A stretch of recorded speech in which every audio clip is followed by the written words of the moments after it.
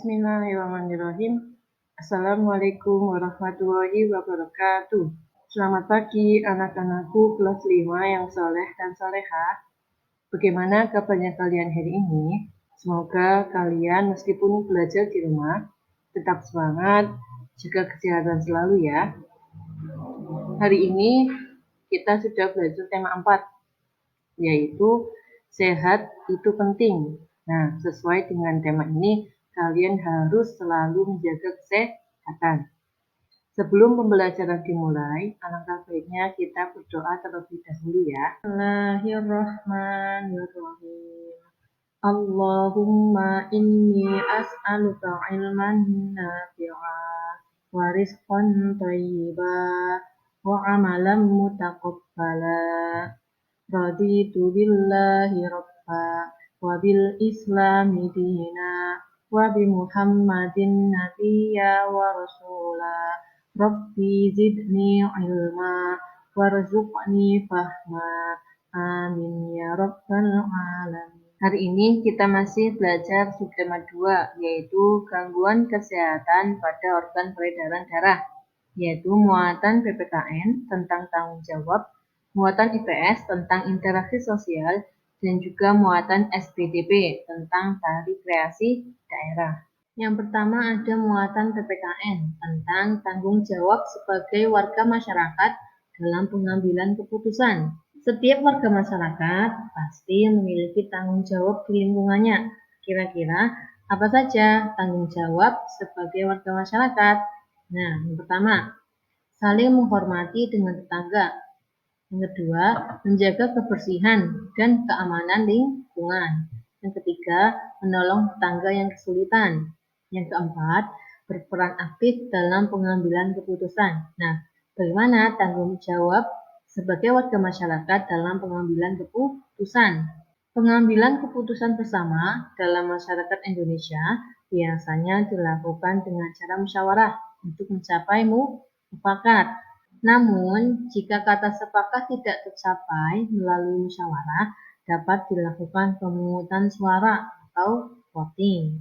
Pengambilan keputusan dapat dilakukan untuk menyelesaikan beberapa masalah, misalnya pemilihan ketua RT atau ketua RW, menentukan jadwal kerja bakti maupun jadwal ronda atau siskampling di lingkungan kalian, serta menentukan acara pada hari ulang tahun kemerdekaan Republik Indonesia. Nah, kalian sebagai seorang siswa memang belum memiliki hak dalam pengambilan keputusan, baik di lingkungan RT maupun lingkungan RW. Namun, kamu juga dapat berperan aktif, misalnya bergotong royong menyiapkan tempat musyawarah, jadi membantu menyiapkan tempat musyawarah. Yang kedua, mengamati jalannya pengambilan keputusan. Yang ketiga, membantu menyiapkan makanan dan juga minuman dalam kegiatan musyawarah tersebut. Nah, selanjutnya yaitu tanggung jawab siswa di lingkungan sekolah. Kalian sebagai siswa tentu harus memiliki tanggung jawab di sekolah. Kira-kira apa saja tanggung jawab siswa di lingkungan sekolah? Contoh tanggung jawab siswa di sekolah, yang pertama belajar dengan tekun, yang kedua menjaga kebersihan sekolah, misalnya dengan membuang sampah pada tempatnya, melaksanakan piket kelas, membersihkan halaman sekolah bersama-sama. Yang ketiga, mengikuti acara sekolah, misalnya upacara bendera atau lomba antar kelas. Yang keempat, berperan serta dalam pemilihan ketua kelas. Jadi kalian ketika ada pemilihan ketua kelas harus ikut serta atau harus ikut berperan. Lalu bagaimana tanggung jawab dalam melaksanakan tugas? Kalian tentu seringkali mendapatkan tugas dari ustadz-ustazahnya kan? Nah, lalu bagaimana tanggung jawab kalian dalam melaksanakan tugas? Nah, bentuk tanggung jawab dalam melaksanakan tugas antara lain, yaitu mengerjakan tugas dengan sungguh-sungguh, mengerjakan tugas masing-masing sesuai dengan keputusan bersama. Yang ketiga, mengumpulkan tugas sesuai dengan waktu yang telah ditentukan. Masih mengenai tanggung jawab dalam melaksanakan tugas. Tugas ini tidak hanya berkaitan dengan latihan soal atau materi yang diberikan ustadz atau ustazahnya, tetapi contoh lain dari tugas yaitu piket kelas. Piket kelas merupakan salah satu tanggung jawab kelompok. Setiap anggota kelompok melakukan tugasnya masing-masing. Misalnya ada yang menyapu lantai, ada yang mengepel, ada yang mengelap kaca jendela, dan yang lain-lain. Tugas tersebut harus dilaksanakan dengan sungguh-sungguh. Ini salah satu tanggung jawab dalam melaksanakan tugas, yaitu piket kelas. Semoga bisa dipahami ya. Selanjutnya yaitu muatan IPS mengenai interaksi sosial dalam pembangunan sosial budaya. Interaksi manusia dengan lingkungan alam dan lingkungan sosial dilakukan untuk pembangunan menuju masyarakat yang lebih sejahtera. Coba, apa itu pembangunan sosial budaya? Pembangunan sosial budaya adalah suatu proses perubahan sosial budaya yang bertujuan untuk meningkatkan taraf hidup masyarakat. Pembangunan sosial budaya dilaksanakan di beberapa aspek, antara lain pembangunan dalam aspek bahasa sebagai identitas bangsa. Bangsa Indonesia memiliki bahasa nasional, yaitu bahasa Indonesia. Bahasa Indonesia merupakan bahasa pemersatu seluruh warga negara Indonesia. Sementara itu, bangsa Indonesia juga memiliki beragam bahasa daerah dari berbagai suku. Betul apa tidak? Misalkan, bahasa kita yang di daerah Jawa mungkin berbeda dengan sama-sama yang di daerah Jawa tetapi di daerah Jawa Timur. Meskipun sama-sama di Pulau Jawa, tapi tentu bahasa daerahnya berbeda. Bagaimana pembangunan sosial budaya dalam aspek bahasa sebagai identitas bangsa? Antara lain, bahasa Indonesia diajarkan di sekolah. Betul apa tidak? Kita di sekolah diajarkan mengenai muatan bahasa Indonesia. Mengapa? Tujuannya agar semua warga negara Indonesia dapat berkomunikasi menggunakan bahasa Indonesia dengan baik dan benar. Mari kita gunakan bahasa Indonesia dengan baik dan benar ya. Selanjutnya yang kedua, bahasa Indonesia digunakan di sekolah. Betul apa tidak? Kita seringkali menggunakan bahasa Indonesia di lingkungan sekolah. Selain di sekolah, bahasa Indonesia juga digunakan di lembaga pemerintahan dan juga tempat umum sebagai alat komunikasi utama. Yang ketiga, bahasa Indonesia dikembangkan oleh pemerintah. Misalnya, dengan menyerap kosakata, baik dari kosakata asing atau dari kata-kata asing maupun kosakata bahasa daerah untuk memperkaya kosakata bahasa Indonesia. Yang keempat, bahasa daerah sebagai kekayaan bangsa Indonesia. Karena bangsa Indonesia memiliki suku bangsa yang banyak atau suku bangsa yang beragam, maka bahasa daerahnya berbeda-beda tergantung daerah tersebut. Sehingga bahasa daerah ini dikatakan sebagai salah satu kekayaan bangsa Indonesia. Sehingga bahasa daerah harus dilestarikan. Misalnya, dengan menggunakan bahasa daerah untuk upacara adat atau percakapan sehari-hari dalam keluarga. Ini mengenai pembangunan sosial dalam aspek bahasa sebagai identitas bangsa. Selanjutnya yaitu pembangunan dalam aspek adat, istiadat, dan juga tradisi. Dalam adat istiadat dan tradisi terdapat norma-norma yang mengatur perilaku masyarakat di suatu daerah. Misalnya, tata cara upacara pernikahan, tata cara pemakaman warga, serta tata cara menghormati orang yang lebih tua atau yang dituakan. Lalu, bagaimana pembangunan sosial budaya dalam aspek adat istiadat dan juga tradisi? Apa contohnya? Nah, yang pertama yaitu kita harus melestarikan adat istiadat di suatu daerah. Misalnya, dengan melakukan upacara adat sesuai dengan tata cara adat tersebut. Misalnya, kalian pernah mendengar upacara adat Ngaben, salah satu adat istiadat di daerah Bali yang masih dilaksanakan. Yang kedua, melaksanakan norma-norma yang terdapat dalam suatu adat istiadat. Misalnya, warga masyarakat yang lebih muda harus menghormati orang yang lebih tua. Seseorang akan diterima sebagai warga yang baik apabila mampu menyesuaikan dan juga melaksanakan norma-norma tersebut.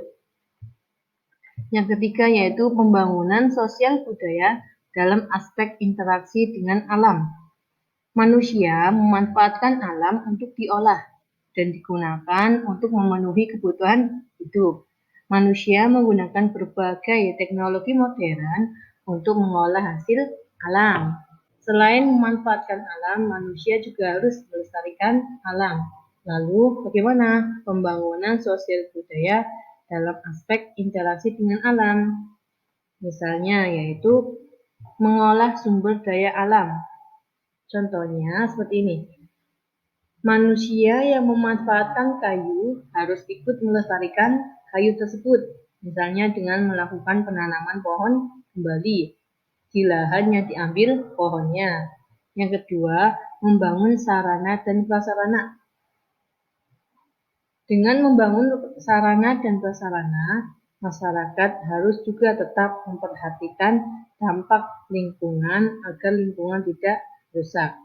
Pembangunan dengan memanfaatkan sumber daya alam harus disertai dengan pelestariannya supaya ketersediaan sumber daya alam tetap terjaga. Hal ini bertujuan agar pembangunan tetap berkelanjutan. Ini tadi mengenai pembangunan sosial budaya dalam beberapa aspek. Selanjutnya yaitu interaksi dalam bidang pendidikan. Manusia adalah makhluk sosial, sehingga manusia akan selalu berinteraksi dengan manusia lain. Dalam kegiatan berinteraksi tersebut, ada interaksi yang dilakukan dalam bidang pendidikan. Pendidikan itu berfungsi untuk membantu seseorang dalam pengembangan dirinya. Nah, ada 3 macam jalur pendidikan. Antara lain yaitu ada pendidikan formal, yaitu jalur pendidikan yang terstruktur dan juga berjenjang, dimulai dari TK, SD, SMP, SMA, dan juga perguruan tinggi. Ini jalur pendidikan formal. Yang kedua yaitu pendidikan non-formal, yaitu jalur pendidikan yang bertujuan untuk melengkapi pendidikan formalnya. Contohnya PAUD, kursus ataupun les, kursus tilawah, dan juga TPQ. Selanjutnya yaitu pendidikan informal. Pendidikan informal adalah jalur pendidikan di lingkungan keluarga dan lingkungan yang berbentuk kegiatan secara mandiri. Contohnya yaitu pendidikan dalam keluarga. Selanjutnya yaitu interaksi yang terdapat dalam bidang pendidikan. Ada 4 macam interaksi dalam bidang pendidikan, antara lain. Coba, kira-kira apa aja ya interaksi yang terdapat dalam bidang pendidikan? Yang pertama ada interaksi siswa dengan siswa. Contohnya, Dedi dan juga Jonas berdiskusi mengenai materi pelajaran yang disampaikan oleh guru. Berarti antara siswa dengan siswa, individu dengan individu. Ada juga interaksi siswa dengan guru. Contohnya seperti apa? Misalnya, guru menjawab pertanyaan yang diajukan oleh siswa. Itu interaksi siswa dengan guru, ataupun guru menjelaskan materi kepada siswa tersebut di depan kelas. Apalagi interaksinya? Yaitu interaksi siswa dengan sumber belajar. Wujud interaksi antara siswa dan sumber belajar dapat bermacam-macam. Misalnya, siswa mendengarkan guru menjelaskan materi pelajaran ataupun siswa membaca buku pelajaran. Itu salah satu, itu juga termasuk interaksi siswa dengan sumber belajar. Yang keempat yaitu interaksi siswa dengan lingkungan. Misalnya, siswa SD Mentari melakukan karya wisata ke museum. Itu berarti contoh interaksi siswa dengan lingkungan. Ini tadi mengenai interaksi sosial dalam bidang pendidikan. Semoga bisa dipahami ya. Selanjutnya yaitu muatan SPDP masih mengenai properti, tata rias, dan busana dalam tari kreasi daerah. Sebelumnya kita sudah belajar mengenai properti tari. Coba kita ingat kembali, apa itu properti tari? Properti tari merupakan salah satu pelengkap dalam sebuah tari daerah. Properti yang digunakan dalam tarian menyesuaikan tema dari yang dibawakan. Apa fungsi properti tari? Properti tari berfungsi membantu menegaskan makna dalam tari dan membuat tarian lebih menarik. Selain properti tari, dalam sebuah tarian atau dalam pementasan tari memerlukan tata rias dan juga busana yang sesuai dengan tema dari tarian tersebut. Tata rias berfungsi untuk memperindah penampilan dan juga memperjelas tema tarian. Selain itu, busana dalam tarian juga disesuaikan dengan tema tarian tersebut dan biasanya busana tari ini berwarna mencolok dan berwarna-warni. Nah, ini adalah gambar contoh mengenai properti kuda lumping pada tari kuda lumping beserta tata rias dan busananya. Selanjutnya, kira-kira ini tari apa ya? Ya, ini tari legong dari Bali. Properti kipas pada tari legong beserta tata rias dan busananya. Seperti ini. Tata riasnya seperti ini dan ini adalah pakaiannya atau busananya. Ada juga tari reog. Propertinya menggunakan topeng dan juga bulu merak pada tari reog beserta tata rias dan busananya. Busananya seperti ini, tata riasnya tidak terlihat ya karena menggunakan topeng. Selanjutnya yaitu mengenai jenis-jenis pola lantai dalam tarian. Apa itu pola lantai? Pola lantai adalah garis yang dilalui oleh para penari saat memperagakan gerakan-gerakan tari. Pola lantai ini dibuat untuk memperindah pertunjukan karya tari. Ada dua macam pola lantai utama, yaitu pola lantai lurus dan lengkung. Seperti apa gambarnya? Nah, ini adalah pola lantai yang lurus, kemudian dikembangkan. Misalnya, ada pola lantai lurus ke samping, ada pola lantai lurus ke depan, ada juga pola lantai yang lurus tapi dengan pola lantai diagonal. Ada juga pola lantai lurus yang dikembangkan menjadi pola lantai zigzag. Sedangkan ini yang di bawah adalah pola lengkung yang dikembangkan, antara lain pola lantai berbentuk lingkaran. Ada pola lantai lengkung ke belakang dan juga pola lantai lengkung ke depan. Ini gambar mengenai pola lantai lurus dan lengkung yang dikembangkan. Coba perhatikan gambar berikut ini. Kira-kira properti apa yang digunakan dalam tarian tersebut? Menggunakan properti apa? Ya, menggunakan kipas. Menggunakan kipas ya.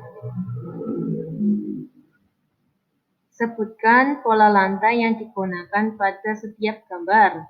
Coba untuk gambar yang pertama, menggunakan pola lantai apa? Ya, pola lantai lurusnya miring ke bawah. Sedangkan yang kedua, menggunakan pola lantai zigzag. Dan yang ketiga, menggunakan pola lantai lingkaran. Properti yang digunakan tadi berupa kipas. Bisa dipahami ya mengenai jenis-jenis pola lantai. Nah, selanjutnya yaitu pola lantai dalam tari kreasi daerah. Pola lantai dalam tari kreasi daerah memiliki maknanya masing-masing. Misalnya, garis lurus memberikan kesan yang lembut. Garis mendatar memberikan kesan istirahat. Pola lantai menggunakan garis melingkar atau melengkung, maknanya yaitu memberi kesan yang manis. Jika diagonal, maka memberikan kesan yang kuat. Contohnya, ini tari apa ini? Tari saman. Tari saman memiliki pola lantai garis lurus dan juga mendatar, berarti memberi kesan lembut dan juga memberi kesan istirahat. Ada juga apa ini? Tarian apa kira-kira? Ada tari pendet dari Bali, memiliki pola lantai garis melengkung. Meskipun gambarnya tidak terlihat seperti melengkung ya, ini tapi tari pendet memiliki pola lantai yang menggunakan garis melengkung. Nih, kira-kira tari apa? Ya, ini tari piring. Tari piring memiliki pola lantai garis lengkung dan juga membentuk lingkaran. Meskipun gambarnya tidak terlihat, tetapi tari piring ini memiliki pola lantai garis yang melengkung dan juga berbentuk lingkaran. Itu tadi mengenai properti tari, tata rias, dan busana tari dalam tari kreasi daerah. Begitu juga tadi dengan jenis-jenis pola lantai yang terdapat pada tari kreasi daerah. Semoga bisa dipahami ya. Cukup sekian untuk pembelajaran hari ini. Mohon maaf jika ada salah-salah kata yang kurang berkenan ya. Semoga penjelasan tadi bisa dipahami dan juga bermanfaat untuk kita semua. Sebelum pembelajaran berakhir, kita ucapkan hamdalah bersama-sama. Alhamdulillahirabbil alamin. Doa kafaratul majlis. Subhanakallahumma wa bihamdika asyhadu an la ilaha illa anta astaghfiruka wa atubu ilaik. Barakallahu fikum. Wassalamualaikum warahmatullahi wabarakatuh.